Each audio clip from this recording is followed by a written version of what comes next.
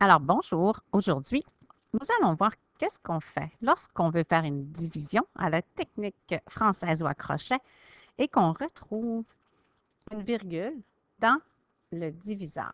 Alors ici, on peut voir qu'on devrait diviser 1 et 817 millièmes divisé par 1 et 7 dixièmes. Alors, dans un monde idéal, ça va être beaucoup plus facile pour nous. Tu peux déjà voir en bas que j'ai mis les multiples de 17. On va s'arranger pour diviser par 17. C'est beaucoup plus facile que de diviser par 1 et 7 dixièmes. Mais comment faire ça? Comment se débarrasser de la virgule? Pardon. Alors, pour ce faire, je t'invite, j'ai préparé un petit truc ici. Peut-être ça va t'aider. Alors, on va juste revoir comment on fait pour multiplier par 10. Tu te souviens, cette année en mathématiques, on a vu que lorsqu'on a un nombre et qu'on veut le multiplier par 10. Alors, par exemple, ici, j'ai 10 fois 10. On a vu un petit raccourci. Qu'est-ce qu'on fait? Tu te souviens, hein? On peut juste rajouter un 0. N'est-ce pas? Pour multiplier par 10, je peux faire 10 fois 10, je rajoute un 0. Si j'ai 100 fois 10, encore, je rajoute un 0. Parfait. Lorsque j'ai une virgule dans mon nombre, comment est-ce que je fais? Si j'ai 10 et 0 dixième, puis je veux le multiplier par 10, est-ce que je vais rajouter un 0? Est-ce que ça change mon nombre? Est-ce que c'est vrai ce que je viens de faire? Pas tout à fait, hein? Alors, pour multiplier un nombre par 10, s'il a une virgule, tu peux voir, on venait de le faire ici. 10 fois 10, c'est 100.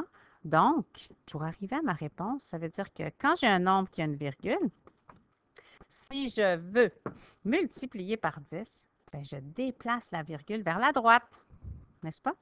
Si j'ai une virgule, pour pouvoir multiplier par 10. Allons voir si ça fonctionne avec notre nombre suivant. Là, j'ai 100. J'ai une virgule ici. Je vais le multiplier par 10. Qu'est-ce que je vais faire? En effet, je vais déplacer ma virgule ici pour que ça me donne 1000. N'est-ce pas que 100 fois 10, ça devrait donner 1000. Et en tout dernier, là, j'ai 2 zéros. Alors, 100 avec 2 zéros par la suite. 100 multiplié par 10, ça devrait, en effet, toujours me donner. Je efface ma virgule, je la déplace vers la droite. Je multiplie par 10. Ça me donne 1000, n'est-ce pas? 100 fois 10, 1000. Parfait. Je voulais juste revoir ça avec toi que quand on veut multiplier par 10, on peut ajouter un 0 ou déplacer la virgule vers la droite. Le résultat est le même, hein? Ça dépend si on a une virgule ou pas. Parfait. Alors, je vais revenir à notre multiplication. Laisse-moi juste replacer ça. Oups, désolé. Alors, on se retrouve avec 1 et 817 millièmes divisé par 1 et 7 dixièmes. Donc, tout à l'heure, je t'ai dit, dans un monde idéal, je vais me débarrasser de la virgule. Comment est-ce que je peux faire? Si tu as bien observé ce que je viens de te montrer, mon but, c'était de te montrer qu'on peut déplacer la virgule vers la droite. Qu'est-ce que je viens de faire si je déplace ma virgule vers la droite? Je viens de multiplier par 10. Oui, j'avais 1 et 7 dixièmes. Multiplié par 10, je vais avoir maintenant 17. Donc, j'ai multiplié mon diviseur par 10. Et pour m'assurer que mon équation reste vraie, il faut absolument que j'aille faire la même chose du côté de mon dividende, donc de mon nombre à diviser. Comment est-ce que je peux faire ça? Là aussi, je vais déplacer ma virgule vers la droite. Je vais multiplier par 10. Donc ici, je vais la faire disparaître. C'est vrai que je n'ai pas pensé à faire ceci, mais je vais vraiment te la faire disparaître sous tes yeux. Alors, on va la faire disparaître pour vrai.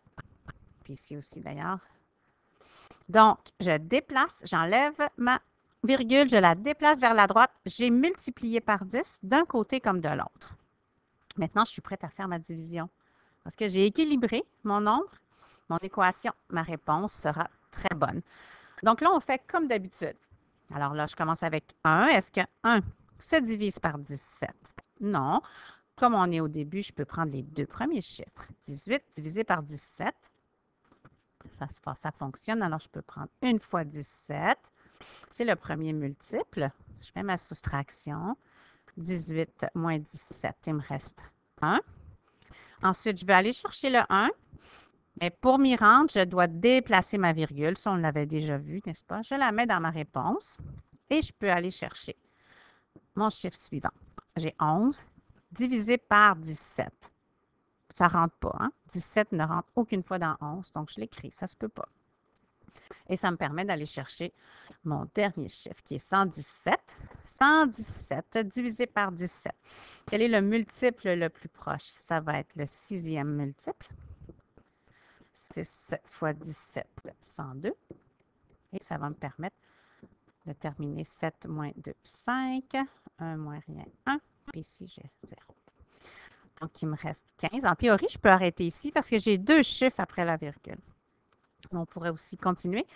Comme je suis après la virgule, je peux rajouter un 0. Hein, ça ne change pas la valeur de mon nombre. Je pourrais aller chercher un 0 pour poursuivre ma division. Alors ici, je vais donc avoir le 8e multiple si je veux poursuivre.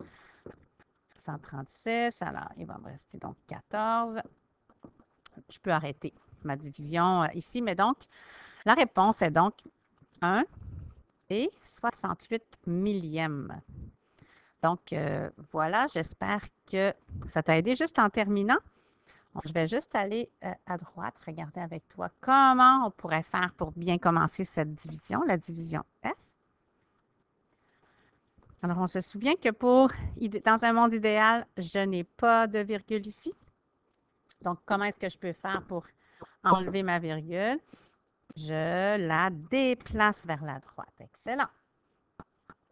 Même que mon 0 qui est ici, je peux l'enlever à partir de ce moment-là. Alors, donc, je vais diviser par 2, pardon. Mais ce que je ne dois pas oublier de faire, c'est aussi de déplacer ma virgule dans mon nombre, de la déplacer vers la droite. Elle va donc être ici. Et ça va me permettre de pouvoir faire ma division. Je vais diviser 10 et 2 centièmes divisé par 2. Et à partir de ce moment-ci, je peux la faire comme d'habitude. Je peux la faire avec toi. Alors, si tu as bien compris, tu peux arrêter la capsule. Si tu veux, on va la faire ensemble. Alors, 1 divisé par 2, ce n'est pas suffisant. Je peux mettre un 0 au début, mais ce n'est pas nécessaire. Je peux commencer avec les 2 premiers chiffres. 10 divisé par 2, ça va donc être 5. 5 fois 2, 10. J'ai utilisé tout. Maintenant, pour aller chercher mon 0, je dois juste déplacer ma virgule dans ma réponse. Et maintenant, je peux descendre le chiffre suivant. 0 divisé par 2. Non, j'en ai pas assez. Alors, 2 ne rentre aucune fois dans 0. Et là, ça me permet d'aller chercher mon dernier chiffre. 2 divisé par 2, ça va me donner 1. 1 fois 2, 2. Et j'ai terminé ma division. J'ai 0. Et je n'ai plus de chiffre à descendre. Donc, mon quotient est donc 5 et 1 centième. Voilà. Merci. J'espère que ceci t'a aidé.